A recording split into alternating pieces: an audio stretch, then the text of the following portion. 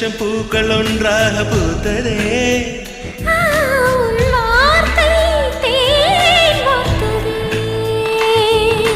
மௌனம் பேசியதே, குளிர் தென்றல் வீசியதே. ஏழை தேடிய ராணி நீ என்